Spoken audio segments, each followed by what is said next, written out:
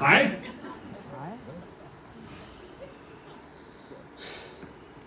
Der gik 5 sekunder. Når man står her på en scene, så kan det føles som en evighed. Særligt hvis man skal pisse. Men i virkeligheden er 5 sekunder jo faktisk ikke særlig meget. De fleste af os i det her rum kan se frem til at blive 80 år. Vi har civilisationer, der har overlevet i årtusinder. Og vores planet, Jorden, velkommen til, er 4,5 milliarder år gammel.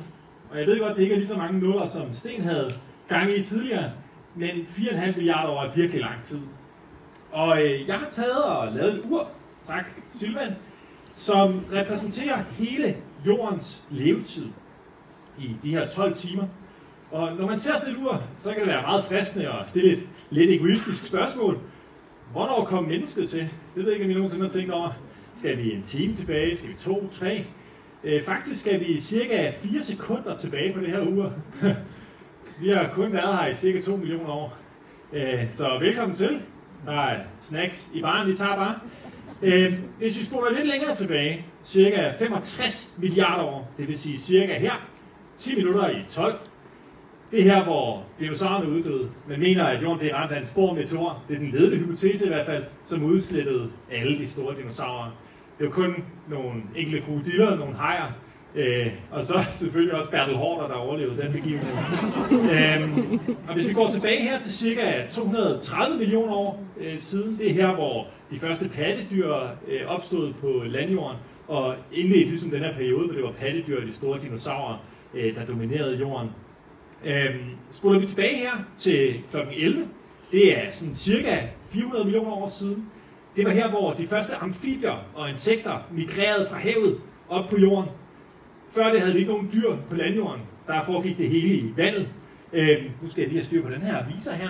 Og spoler vi lige 10 minutter længere tilbage, ganske få millioner år, det var her de første planter opstod på landjorden. Så før det her tidspunkt, ingen planter, ingen dyr, bare jord. Godt! Nu sker der noget spændende. For 550 millioner år siden, eller som jeg godt kan lide at kalde det, halv 11, der fandt det en begivenhed sted, der hedder den kambrianske eksplosion.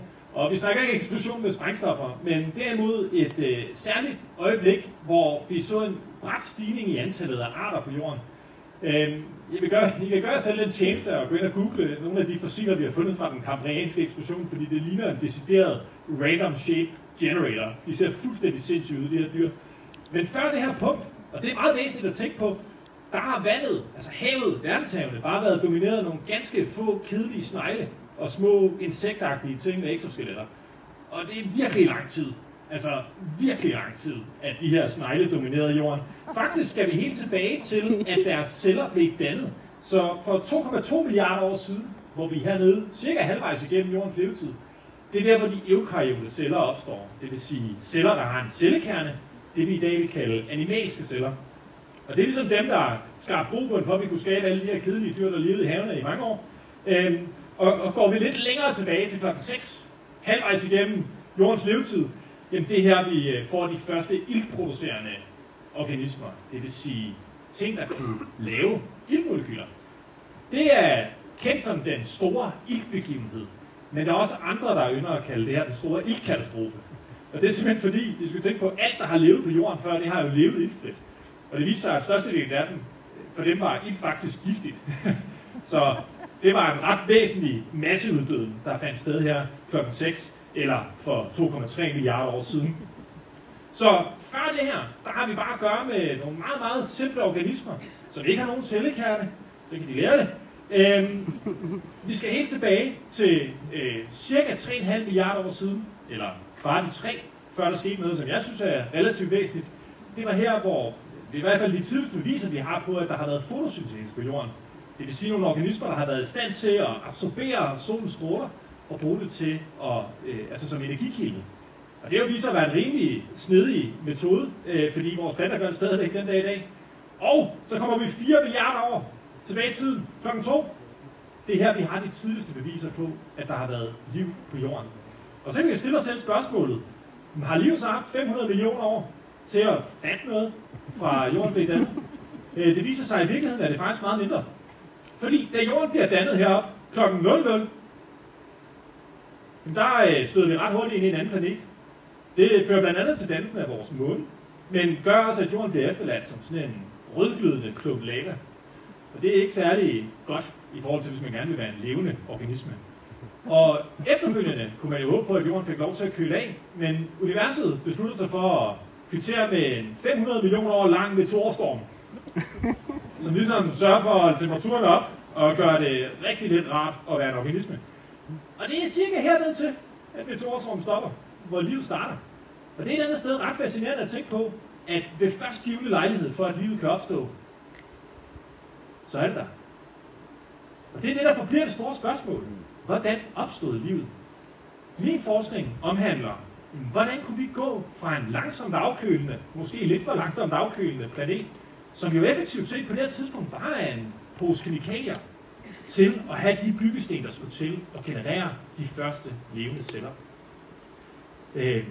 Man kunne forestille sig mange forskellige hypoteser for, hvordan at de her kemikalier kunne blive omdannet til de her spændende fedtstoffer, sukker og aminosyre, der kræves. Det kunne være på bunden af havet, i en sø, på en sten. Min hypotese er, at det sker i små mikroskopiske vanddråber. Og hvad mener jeg, når jeg siger vanddråber? Jeg mener små vanddråber. Lille små vanddråber. Man kunne forestille sig, at de blev dannet af havsprøjt, eller af de gejser og varme kilder, der var på den tidlige jord, som vi ved var meget aktive dengang. Ny forskning har nemlig vist, at sådan nogle små vanddråber her, ikke anderledes end det, jeg står og genererer her, faktisk har nogle helt særlige egenskaber for at skabe et helt særligt miljø for, at kemiske reaktioner kan forløbe. Det er meget vigtigt i dag i forhold til vores forståelse af forurening, særligt i byer. Fordi I kan forestille jer, hvis vi har en masse forurening, og der sker noget særligt her, det skal vi sgu tage højde for. Min hypotese er, at det her også har været ekstremt afgørende på den tidlige jord. Og det, jeg bruger mest af min tid på lige nu, det er at studere, hvordan vi er gået fra CO2 til formaldehyd, som er det simpleste organiske molekyle, og til sukkerstoffer. Tiden vil vise, om jeg har ret. Indtil da, så må I sende mig en varm tanke, når I pludselig er spejlet hjemme, ikke? Ja!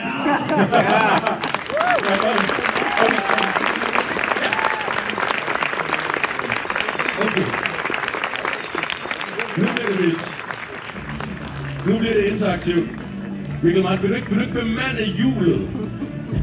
Så prøver jeg ligesom, hvis du så flytter viseren, alt efter hvor jeg er i præsentationen, og så til sidst, måske du skal stille den klar med det samme, så skal du sprøjte på publikum, fordi det passer med min punchline. Okay? Okay, det bliver det helt syge flow. Vi slutter med en hel masse hiphop på 2 Okay, Michael Martin han er munter. Vi starter helt op, hvor der kun er gået 5 sekunder. Og det er så en vild start, fordi det er en metafor for 4,5 milliarder. Altså år, så kunne man godt lige tage sig en vandtår, før man får grå hår. Så det går meget langsomt, der er nærmest stillstand. Prøv lige at se det her kunstværk fra Silvan. Så kære menneskedrenge, kære menneskepiger, vi kom ikke efter 5 sekunder, vi kom kun efter 4. Det er faktisk lidt kortere. På 3 minutter, der kom der dinosaurer og Bertel Haarder. Yes, og I kan nok se, at jeg priser Michael Martins mega fede viser. Altså, lad mig se, jeg skal ikke slå på mine lår, jeg skal sige 5,5 millioner år. Det er god takt, det er god tone. Det er kendt som den kambrianske eksplosion. Nemlig, så bliver der et land. Altså, hvem var han egentlig, ham Kambrian? Nå, kambrianske eksplosion fik ting til at skælve. Sagde jeg 5,5 millioner år, jeg mener selvfølgelig 10:30. Der går fuldstændig bands, så er vi kommet til snegledominans. Så skal vi videre til klokken 6. Der er sådan noget ildsprudlende flex. Og det var ivrigt, fordi indtil da, der var det alt ildfrit. Der var ild faktisk vildt giftigt. Og så videre, og så videre. Jeg skal lige bladre mine mange sider. Altså Michael er en kæmpe stjerne. Op ved klokken 3, der er der ikke nogen, der har nogen cellekerne. Og så lidt i 3, så bliver det sådan lidt mere etisk. Altså, hvis man snakker fotosyntetisk. Hvad sker der så 1:15? Der begynder onkel Mælkevej at sende radio. Så bliver klokken 00, så er der Big Band, så er der fandme dansegulv. Ja, og det kunne man så tro var fed form, men så kommer der en 5 millioner lang meteorstorm. Fordi nu er vi så, det her jeg siger møgen, nu er vi ligesom kommet ind i det næste døgn. Og det er ikke fordi, at han er pivet. Han spørger mig om, hvordan opstod livet. Ja, det kræver fandme et kæmpe lem, når man hedder Michael Martin, eller som jeg kalder ham, MNM. Okay, så er der repressalier. Han er ikke pusher, men han har lige en pose kemikalier.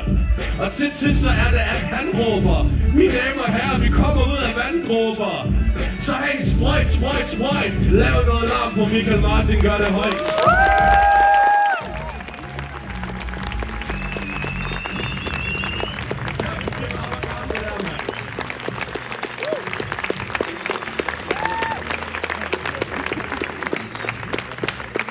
Vi tager på Grønlands turné i 2027. Jeg kan mærke det.